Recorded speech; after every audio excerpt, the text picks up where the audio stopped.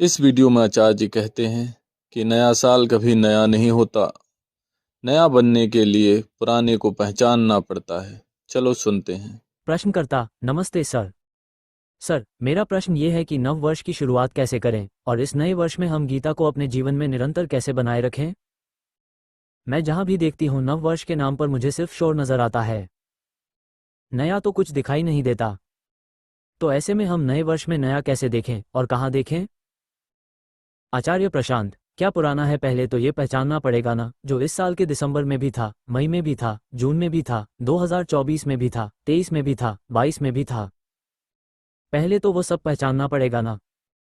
नया अपने आप में कुछ होता नहीं है, नेपन की तलाश सबको है पर पुराने बने रह करके। अब नया कोई वस्तु तो है नहीं कि लाकर दे दे कि ये लो नया जूता, नया चश्मा, नया चम्मच। पुराने से ऊब जाना ही नयापन है। 2026 लग जाएगा और उसमें आप वही पुराने व्यक्ति हो, तो बाकी आप नए कपड़े कर लो, नई जगह घूम आए, नई दो चार कोई किताब पढ़ लो।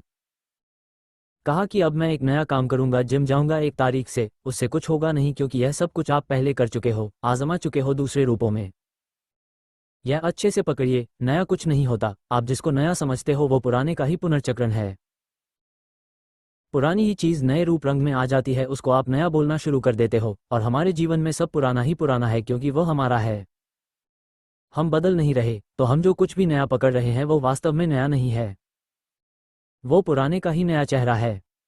नया साल भी आप मनाते हो तो यही नया साल आपने अभी 1 साल पहले भी तो मनाया था ना। तो ये नया साल भी तो कितना पुराना है। नया साल पुराना है, बदल गया है बस क्या। एक अंक 3 बदलकर 4 हो गया। कोई व्यक्ति जब ऊब जाए, कहीं पर देखे कि बहुत उत्सव और रौनक चल रही है नए साल के नाम पर और ऊबा बैठा है, कोई पूछे कि क्या बात। इसलिए क्योंकि यह नया साल बहुत पुराना है। मुझे सचमुच नया साल चाहिए, मुझे सिर्फ संख्या का हेरफेर थोड़ी चाहिए कि 2025 को तुमने लिख दिया 2026। और कई बार तो एक नए साल की जो अनबिकी सामग्री होती है वो अगले नए साल पर चल जाती है, स्टिकर लगा के बस 3 को 4 कर दो, वह चल जाएगी। यह नया साल कितना पुराना है, कितना उबाऊ है।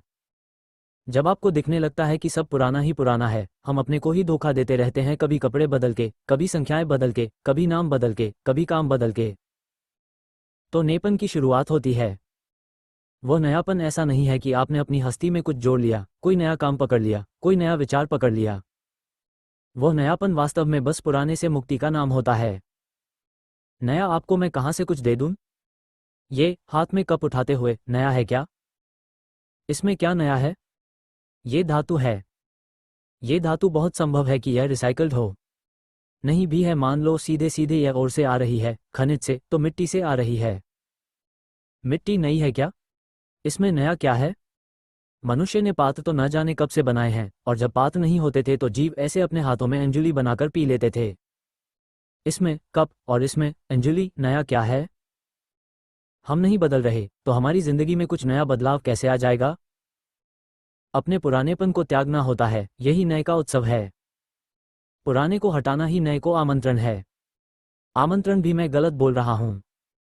जानने वालों ने इसको बड़े रोचक तरीके से कहा। उन्होंने कहा वो जो नया है ना, वो सबसे पहले से मौजूद है। पुराना नए के बाद आया। फिर से बोलो, क्या बोला। बोला नया पहले से था, पुराना नए के बाद आया है। अच्छा चलिए इलाज करवाते हैं आपके दिमाग का। बेचारे ज्ञानियों के साथ यही होता है, कुछ बोले तुरंत उनके दिमाग के इलाज की बात शुरू हो जाती है। बोले हाँ ऐसा ही है, नए को अभी नहीं आना है, नया तो पुराने से भी पुराना है, नया पहले से था। आप सोचते हो पुराना रखा हुआ है और अब कुछ नया करेंगे। नहीं नहीं नहीं, नया है, पुराना उसके ऊपर बैठ गया है। नया है, the new is that which is. जो है उसी को कहते हैं नया। नया है, पुराना उसके ऊपर धूल की तरह बैठ गया है। और धूल भी ऐसा नहीं कि थोड़ी सी धूल। धूल की परत दर परत ऐसे सख्त होकर पापड़ी बनकर चढ़ गई है उसके ऊपर। तो नए को लाना नहीं पड़ता, नए को अनावृत करना पड़ता है, उद्घाटित करना पड़ता है। कैसे। पुराने की पापड़ियां उतार उतार के। ये है नए का उद्घाटन।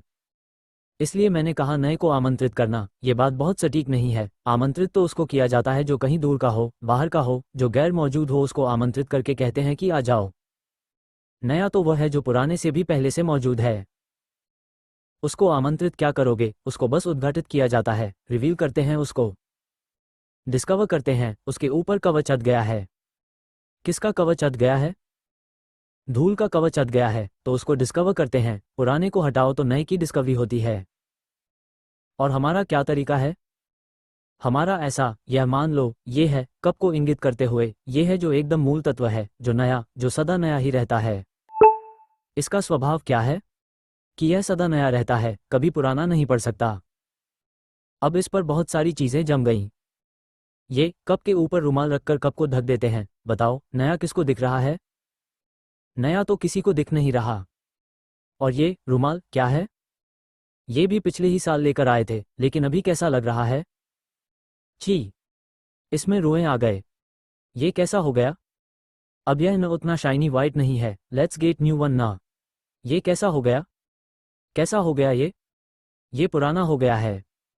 तो हम क्या करते हैं कि अब हम यह नया लाकर यहाँ रख देते हैं, रुमाल के ऊपर ग्लास को रखते हैं।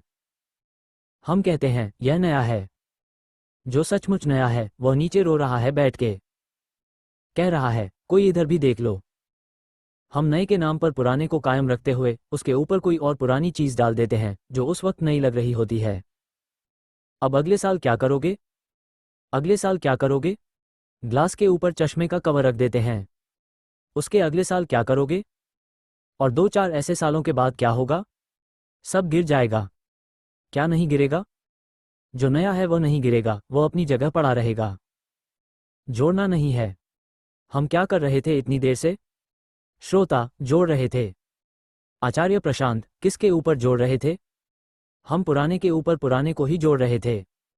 हम पुराने के ऊपर ऐसे पुराने को जोड़ रहे थे जो अभी नया लगता है।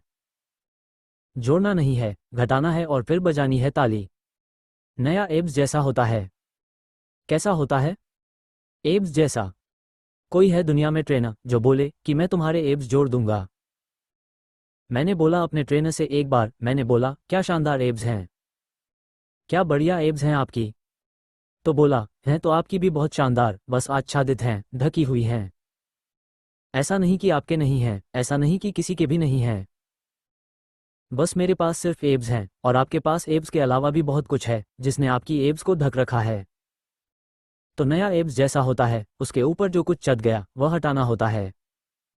एब्स कहीं से जोड़नी थोड़ी होती है कि गए और एब्स में भी सिलिकॉन लगवा के आ गए और बढ़िया दिखाई दे रही है फूली फूली। 16 पैक बनवा लो, उसमें फिर क्या रखा है? समझ में आ रही है बात? फालतू की चीज हटानी है तो फिर जो शेष रहता है आप पाते हो नवीन है, सुंदर है। कल हम बात कर रहे थे न कि अहंकार एक अधिकता है, एक्स्ट्रा, आधिक्य, वो जिसकी जरूरत नहीं पर है। तो जो नया है अगर वो एब्स जैसा है तो अहंकार किसके जैसा है? चर्बी। लिखो, नया एब्स है और अहंकार चर्बी है। इसलिए वेदांत की प्रक्रिया नेति नेति की है। वेदांत क्या है? जिम, जहां अहम नाम की चर्बी हटाई जाती है। गुरु कुछ सप्लीमेंट्स बता सकता है, कसरत के तरीके बता सकता है, लेकिन कसरत का दर्द तो आपको ही सहना है। और जो कसरत का दर्द नहीं सह सकता उसका न तो कोई ट्रेनर कुछ कर सकता है और न खान पान। आप सोचो, मैं खा पी के एब्स बना लूंगा तो होगा क्या? कसरत नहीं कर रहे, खा पी बढ़िया रहे हो तो क्या होगा? बढ़िया वाले। खाने पीने को मान लो, ग्रंथ और ट्रेनर को मान लो, गुरु जैसा दोनों चाहिए होते हैं ना। ट्रेनर भी चाहिए होता है, अच्छी डाइट भी चाहिए होती है। लेकिन न ट्रेनर से बात बनती है न डाइट से बात बनती है। इन दोनों से ज्यादा महत्वपूर्ण क्या होता है? एक्सरसाइज, जो खुद करनी पड़ती है। कैसी विचित्र स्थिति होगी कि ट्रेनर रोज आता है, बंदा उसके पास कभी नहीं जाता है। हाँ, लेकिन उसने जो खाने पीने की चीजें बताई हैं वो खूब खाता है। कैसे? उसने बताया था कि देखो, 2 रोटी खाओगे, उसके साथ यह इतनी दाल लोगे बढ़िया वाली, अच्छी, गाढ़ी, और ये वाली सब्जी लोगे और यह सब। बंदा वो सब खाता है जो ट्रेनर ने बताया, अपना साधारण खाना खाने के बाद। तो वो आमतौर पर खाया करता था 6 पराठे, भगोना भर के। कटोरा नहीं, भगोना भर के दाल, कढ़ाई भर के सब्जी, वो सब वो खाता ही है। जो वो पहले करता था वो तो वो है ही मौजूद, वो नहीं हटाया गया। जो पहले की चीज थी वो तो है ही।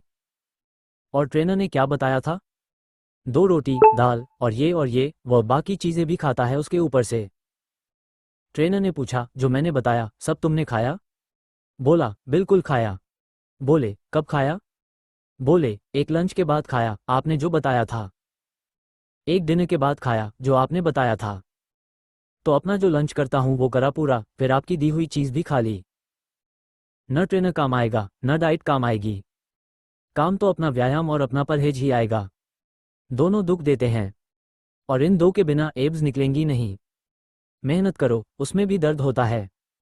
और खान पान में परहेज करो, उसमें भी दर्द है। और उसमें न तो मशीन काम आ सकती है आपका दर्द बांटने के लिए, न ट्रेनर काम आ सकता है, न कोई और चीज़ काम आ सकती है। वो तो खुद ही भुगतना पड़ता है। जो भुगतने को तैयार हो, उसको वह नई चीज़ मिल जाती है। जब नई चीज़ मिल जाती है तो कह लो कि कुछ न्यू हो गया। और जब कुछ न्यू हो जाता है ना, तब सिर्फ ईयर ही न्यू नहीं होता कि एक ईयर न्यू हो गया है। फिर सब कुछ न्यू हो जाता है। आपका न्यू ईयर झूठा है, इसकी सबसे बड़ी पहचान ये है कि बाकी सब कुछ तो ओल्ड है, ईयर न्यू कैसे हो गया? कैलेंडर के पन्ने फाड़ने से न्यू ईयर कहाँ से आ गया? जब न्यू आएगा तो सब कुछ न्यू के ही रंग में नहाए। ऐसा थोड़ी है कि सिर्फ ईयर न्यू हुआ है। हैप्पी न्यू ईयर और मुंह वैसे ही है, बिल्कुल उतरा, उदास, गंधाता जैसा 6 महीने पहले था। जब न्यू आएगा तो ईयर भी न्यू हो जाएगा, स्माइल भी न्यू हो जाएगी, आई भी न्यू हो जाएगी, ईयर भी न्यू हो जाएगा, सब न्यू होगा ना। जब आप ही न्यू नहीं हुए तो ईयर कैसे न्यू हो गया? यह नहीं समझ में आएगा। लोग कहेंगे, कैसी बातें कर रहे हैं? अरे, हम कुछ करें न करें, ईयर तो न्यू हो गया ना। जाओ, तुम नाचो। तुम्हारे जैसों की वजह से ही तो दुनिया का कारोबार चल रहा है। वो क्या एक बार कहावत बोली थी कि एक थे शिष्य जी और एक थे गुरु जी। तो गुरु जी ज्ञान देने निकले, शिष्य जी पीछे पीछे। और जब ज्ञान दे तो 10 में से एक ही आदमी सुने और 100 में से एक ही आदमी गुने। तो शिष्य को बड़ी निराशा हुई। तो उसने गुरु जी से कहा, गुरु जी, आप इतनी मेहनत करते हो, 100 में से 99 लोग तो कुछ समझते नहीं। तो गुरु जी बोले, सब कुत्ते बनारस चले जाएंगे तो दोना कौन चाटे? गुरु जी जा रहे होंगे बनारस की यात्रा पर, लोगों को आमंत्रित कर रहे होंगे कि आओ हमारे साथ काशी चलो, तुम सब भी चलो। काहे को आए? बोले, कोई मेरी दुकान है, कोई बोल रहा मेरे घर में ब्याह है, कोई कुछ और बोल रहा है, अपना बता रहे हैं। 100 में से एक आदमी उनको बोले कि हाँ, हम भी चलेंगे काशी। तो शिष्य परेशान था। गुरु जी बोले, सब कुत्ते बनारस ही चले जाएंगे तो दोना कौन चाटेगा? दोना चाटने वाला भी तो कोई चाहिए ना।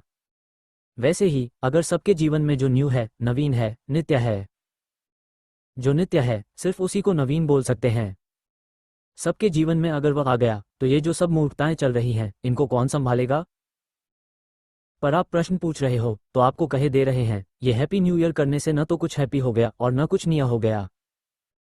रही बात ईयर की, तो वो तो 5 का 6 है। आप खुद नाप रहे हो कि ऐसे होता है, तो इसको एक साल बोलते हैं। आप चाहो तो कोई और भी पैमाना निर्धारित कर सकते हो। किसने आपसे कह दिया कि फरवरी 28 की होनी है और मार्च 31 की होनी है? आपने तय करा। ठीक है, ये तो 5 का 6 करने से कोई न्यूनेस नहीं आ जाती। और न्यूनेस अगर 5 का 6 करने से आ सकती होती तो आप अपनी जिंदगी में कम से कम 30 बार 1 का 2, 2 का 3, 3 का 4, 4 का 5, 5 का 6 कर चुके हो कि नहीं कर चुके हो? यहाँ जितने लोग बैठे हैं, उनकी जितनी उम्र है, उतनी बार वो 2 का 3, 4 का 5 कर चुके हैं। क्या न्यू हो गया उससे? तो हैप्पी न्यू ईयर क्या रो रहे हो? एब्स बनाओ एब्स। गलत आदमी सलाह दे रहा है, पर फिर भी देखो, इतनी बार समझाया है, हमारा अधिकार तो प्रयास पर है, तो मैं भी प्रयास कर रहा हूँ। आप लोग आए होंगे तो आपने देखा होगा मैं वहीं पर था। तो ये मैं हैप्पी न्यू ईयर की तैयारी कर रहा हूँ अपनी, नेति नेति है वो मेरी, जिम में ही था। समझ में आ रही है बात? नए वगैरह का गाना गाना छोड़ दीजिए, पकड़िए कि जीवन में क्या क्या सड़ा, पुराना, गंधाता मौजूद है, उसको हटाओ बाबा। साफ खाल पैदा नहीं करनी पड़ती, गंदगी रगड़ रगड़ के हटानी पड़ती है, हमें पापड़ियाँ जम गई है, रगड़ो उसको। यही है हैप्पी न्यू ईयर। ये थोड़ी की खाल गंदी है, पापड़ी जमी हुई है और उसके ऊपर क्या मल दिया? मॉइस्चराइज़र लगाओ, मॉइस्चराइज़र। और क्या क्या आता है? कंडीशनर लगाओ। और क्या आता है? पेंट लगा दो। जो भी आता है सब लगा दो उसके ऊपर।